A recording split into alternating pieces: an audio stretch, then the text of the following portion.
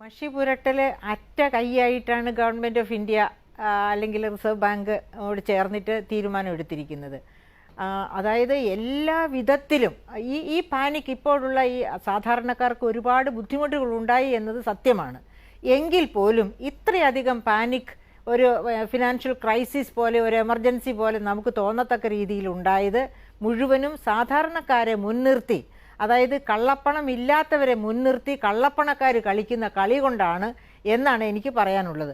ഒന്നാമത് ഇപ്പോൾ ഇന്നൊക്കെ പത്രങ്ങളിൽ വന്നു, പ്രാഥമിക സഹകരണ ബാങ്കുകളിൽ 2800 കോടി രൂപ അത് അവർ സ്വീകരിച്ചു കഴിഞ്ഞപ്പം ഗവൺമെൻറ് ഓഫ് ഇന്ത്യയും റിസർവ് ബാങ്കും അവർക്ക് അത് പിന്നെ വെള്ളപ്പണമാക്കി മാറ്റാനായിട്ട് സറണ്ടർ ചെയ്യാൻ നിവൃത്തിയില്ലാത്ത എന്ന ഓർഡർ ഇറക്കിയിരിക്കുന്നു. അത് അതുകൊണ്ട് സഹകരണ ബന്ധാണ് നാളെ.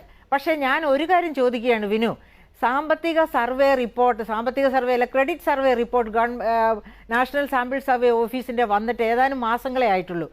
അതിൽ പറഞ്ഞിരിക്കുന്നത് 68% കേരളം കടക്കണിയിൽ എന്നായിരുന്നു അതിൻ്റെ ഹെഡിങ്. അതിൽ പറഞ്ഞിരിക്കുന്നു കേരളത്തിലെ 68% ഗ്രാമീണ കാർഷിക വൃത്തിയിൽ ഏർപ്പെട്ടിരിക്കുന്നവർ കടക്കണിയിലാണ്. അവരുടെ ശരാശരി കടം 6,48,744 രൂപയാണ്. ഇനി കാർഷികേതര വൃത്തിയിൽ ഏർപ്പെട്ടിരിക്കുന്ന ഗ്രാമീണര്, അവരിൽ 49% പേര് കടക്കണിയിലാണ്. അവരുടെ ആളോഹരി കടം 2,87,212 രൂപയാണ്. ഇങ്ങനെ കടക്കണിയിലായിരിക്കുന്ന ഗ്രാമീണ കേരളത്തിലാണ് പ്രാഥമിക സഹകരണ സംഘങ്ങൾ പ്രവർത്തിക്കുന്നത്. ആ സഹകരണ സംഘങ്ങളിൽ നരേന്ദ്രമോദി 8-ാം തീയതി ഡിക്ലയർ ചെയ്ത ഈ കറൻസി പ്രോബ്ലം വന്നതിന് ശേഷം ഇന്നലെ കൊണ്ട് എങ്ങനെ 2800 കോടി രൂപ ഒഴുകിയെത്തി? അത് എവിടെ നിന്ന് വന്നു? മന്ന വർഷിക്കുന്നത് പോലെ വരികയല്ലേ ചെയ്തത്. അപ്പോൾ വളരെ ക്ലിയറാണ്, കടക്കണിയിലായവരും അല്ലാത്തവരുമായ സാധാരണ ഗ്രാമീണരെ മുൻനിർത്തിക്കൊണ്ട് കള്ളപ്പണക്കാരും കുഴൽപ്പണക്കാരും കളിക്കുകയാണ് എന്ന്.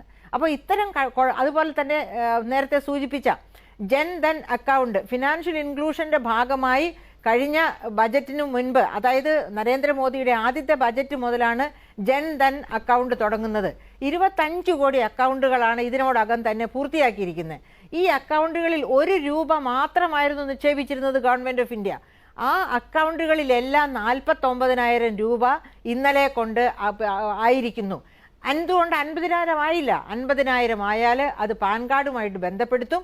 അപ്പോഴതേപ്പറ്റി ഇൻകം ടാക്സുകാരും ഒക്കെ അന്വേഷണം വരും, സോഴ്സ് അന്വേഷിച്ച് വരും. അപ്പോൾ അത് തടയാൻ വേണ്ടി നമുക്ക് തീർച്ചയായിട്ടും മനസ്സിലാക്കാം, ഈ 25 കോടി, അതായത് ഇവിടെ ബാങ്കിൽ ക്യൂ എന്ന് പറയുമ്പോൾ ഓർക്കണം, ഈ 4 ദിവസം കൊണ്ട് 25 കോടി ജനം ഈ അക്കൗണ്ടിൽ 49,000 രൂപ ഇടാൻ വേണ്ടി വന്നിരിക്കുന്നു. അപ്പോൾ ഒരു banking panic, run on A bank എന്നാണ് അതിന് സാധാരണ പറയുക, ഉണ്ടാകാതിരിക്കില്ല. അപ്പോൾ ഇങ്ങനെ ഒരു പാനിക് സിറ്റുവേഷൻ ഉണ്ടാക്കുന്നത് ആരാണ്? ഇത് സാധാരണ ജനങ്ങളല്ല. യഥാർത്ഥത്തിൽ ഈ കള്ളപ്പണക്കാരും അതുപോലെ തന്നെ കുഴൽപ്പണക്കാരും. കേരളത്തിലാണെങ്കിൽ കുഴൽപ്പണത്തിൻ്റെ പ്രസക്തി വളരെ കൂടുതലാണ്. കാരണം ഗൾഫിൽ ജോലി ചെയ്യുന്ന ഒരുപാട് പേര് നേരായ മാർഗത്തിലൂടെ, അതായത് ത്രൂ ഓതറൈസ്ഡ് ചാനൽ അവരുടെ പണം ഇങ്ങോട്ട് അയക്കുന്നതിന് പകരം കുഴൽപ്പണമായിട്ട് അയക്കുന്നുണ്ട്. അങ്ങനെ കുഴൽപ്പണമായിട്ട് അയക്കുന്ന പണം ധാരാളമായിട്ട് കുവിഞ്ഞുകൂടുന്നുണ്ട് കേരളത്തിൽ. അതുകൊണ്ടാണ് സാധാരണക്കാരന് 5 സെന്റ് ഭൂമി, ആ പണമെല്ലാം എങ്ങോട്ടാണ് പോകുന്നത്? ഭൂമിയിൽ, സ്വർണത്തിലൊക്കെയാണ് പോകുന്നത്. അതുകൊണ്ട് ഇവിടെ ഭൂമിയുടെ വില സ്കൈ റോക്കറ്റ് ചെയ്തു. അതുപോലെ തന്നെ നിർമ്മാണ കൂലികൾ എല്ലാം തന്നെ ഉയർന്നു. സാധാരണക്കാരന് ജീവിതം വഴിമുട്ടുന്ന രീതിയിലെത്തി കേരളം പോലെയുള്ള സംസ്ഥാനങ്ങളിൽ. അപ്പോൾ ഇതിനൊക്കെ എതിരാണ് ഇത്തരം ഒരു നടപടി. ഇപ്പോൾ ആലോചിക്കുക, കഴിഞ്ഞ ബജറ്റിൽ തന്നെ, അതായത് 2016-17 ബജറ്റിൽ തന്നെ ഗവൺമെൻറ് ഓഫ് ഇന്ത്യ 2 വളരെ സുപ്രധാനമായ തീരുമാനങ്ങൾ ഇത്തരം കള്ളപ്പണത്തെയും ഹവാല പണത്തെയും അടക്കി നിർത്താൻ വേണ്ടി, അല്ലെങ്കിൽ അതിൻ്റെ വ്യാപനം തടയാൻ വേണ്ടി കൊണ്ടുവന്നിരുന്നു.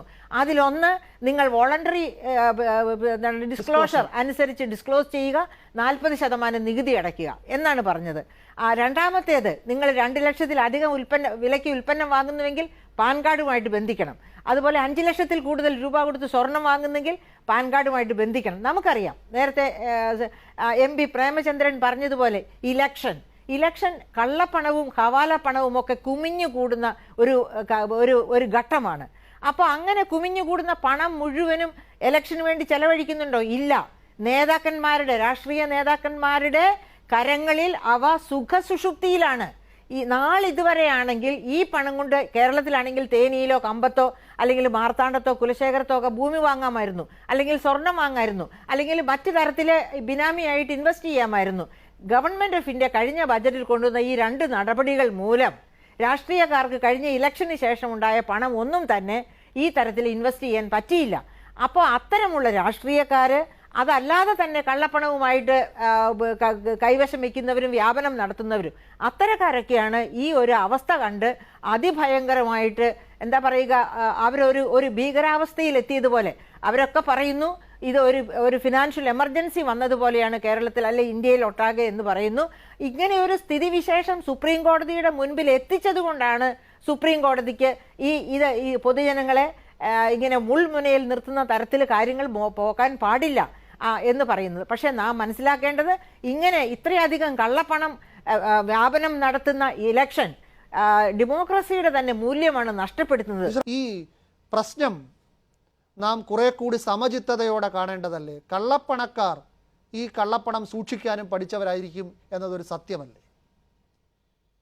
കള്ളപ്പണക്കാർ കള്ളപ്പണം സൂക്ഷിക്കാൻ പഠിച്ചവരാണ്. അതുകൊണ്ടാണ് അവർ ഇത്രയധികം ഒരു പാനിക് സൃഷ്ടിച്ചുകൊണ്ട് എത്രയും വേഗം ഗവൺമെൻറ് ഓഫ് ഇന്ത്യ ഈ നടപടിയിൽ നിന്ന് പിന്മാറണം, നിരുപാധികം പിന്മാറണം. അതാണ് അവരുടെ ആഗ്രഹം. അതിനുവേണ്ടി അവർ കളമൊരുക്കുന്നു. അതേ സമയത്ത് നമുക്ക് തീർച്ചയായിട്ടും കാണാൻ കഴിയും, ഇന്ത്യയിൽ അങ്ങോളം ഇങ്ങോളം കോടിക്കണക്കിന് ജനങ്ങൾ യഥാർത്ഥത്തിൽ ഇതിൻ്റെ വിക്ടിംസ് ആയിക്കൊണ്ട്, അതായത് ഈ പണ ഇടപാടിലുണ്ടായ താമസം മൂലം ദുരിതം അനുഭവിക്കുന്നവരായിട്ടുണ്ട്. അവരുടെ സങ്കടം നാം കാണാതിരിക്കുന്നില്ല. ഇപ്പോൾ അത് പറയാൻ പോലും പറ്റില്ല ഡോക്ടർ മേരി ജോർജ്. ഇപ്പോൾ ഇത് പറഞ്ഞാൽ കുറെ പേർ ഇപ്പോൾ തന്നെ പ്രതികരിച്ചു തുടങ്ങും. ഏഷ്യാനെറ്റ് ന്യൂസ് അവതാരകന്റെ കയ്യിൽ കള്ളപ്പണമുണ്ട്, ഈ മട്ടിലാണ്. ജനങ്ങളുടെ ദുരിതം പറഞ്ഞു കഴിഞ്ഞാൽ പിന്നെ അവരൊക്കെ കള്ളപ്പണക്കാരനാണ്. അപ്പൊ ഈ ദുരിതം തീർച്ചയായിട്ടും ഉണ്ട്. പക്ഷെ ഈ ജനം അവരോട് സത്യസന്ധമായി പറഞ്ഞാൽ ഇത് ദേശത്തിന്റെ നന്മയ്ക്ക് വേണ്ടിയാണ്. ഈ ഒരു ഷാഡോ ഇക്കോണമി, ഒരു കള്ളപ്പണത്തിന്റെ ഇക്കോണമി ഉണ്ട്. ആ ഇക്കോണമി ഉള്ളത് കൊണ്ട്, അതായത് ഇപ്പോൾ 23% ഷാഡോ ഇക്കോണമി എന്ന് റിസർവ് ബാങ്ക് തന്നെ പറയുന്നുണ്ട്. യഥാർത്ഥത്തിൽ അതിനേക്കാളൊക്കെ വളരെ കൂടുതലാണ് ഇന്ത്യയിലെ, പ്രത്യേകിച്ച് കേരളത്തിലുള്ള ഷാഡോ ഇക്കോണമി അല്ലെങ്കിൽ കള്ളപ്പണത്തിന്റെ വ്യാപനം.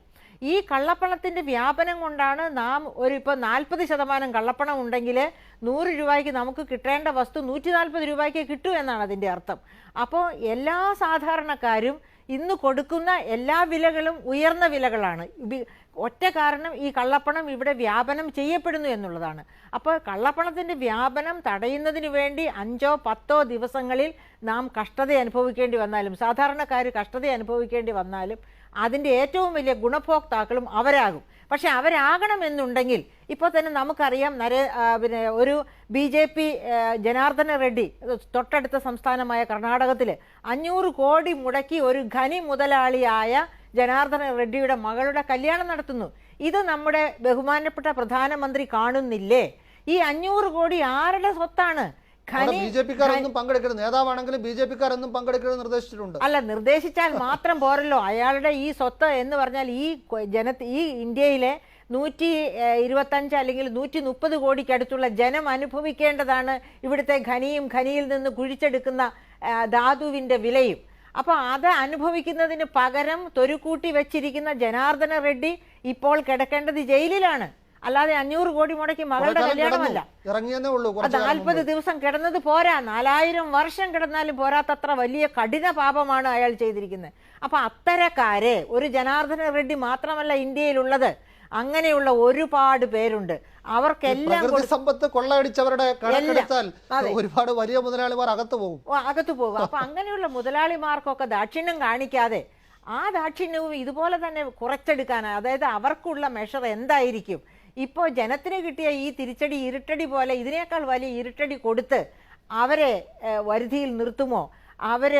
അവരുടെ സ്വത്ത് കണ്ടുകെട്ടുമോ? ആ കണ്ടുകെട്ടുന്ന പണം സാമൂഹ്യ സുരക്ഷാ പദ്ധതികൾക്കായിട്ട്, തൊഴിലുറപ്പ് പദ്ധതിക്ക് പോലും ബജറ്റിൽ പ്രഖ്യാപിച്ച പണം കൊടുക്കാൻ കഴിയാതിരിക്കുകയാണ് ഗവൺമെൻറ്റിന്. അപ്പോൾ ഇങ്ങനെ പിടിച്ചെടുക്കുന്ന കള്ളപ്പണവും അതുപോലെ തന്നെ അത്തരക്കാരെ വരിഞ്ഞുകെട്ടിയെടുക്കുന്ന, അവരിൽ നിന്ന് പിഴിഞ്ഞെടുക്കേണ്ട സമ്പത്തും ഒക്കെ ഈ നാട്ടിലെ സാധാരണക്കാർക്ക് പ്രയോജനപ്പെടുത്താൻ കൂടി നരേന്ദ്രമോദി ഉപയോഗിക്കുമെങ്കിൽ ഈ പറയപ്പെട്ട ഈ 1-2 ആഴ്ച ജനം അനുഭവിക്കുന്ന ക്ലേശം ഒരു കാരണവശാലും തെറ്റായ ക്ലേശമല്ല, അത് അനിവാര്യമായ വികസനത്തിന് വേണ്ടിയുള്ള ക്ലേശമാണ് എന്ന് നമുക്ക് കൈയടിച്ച് പറയാം.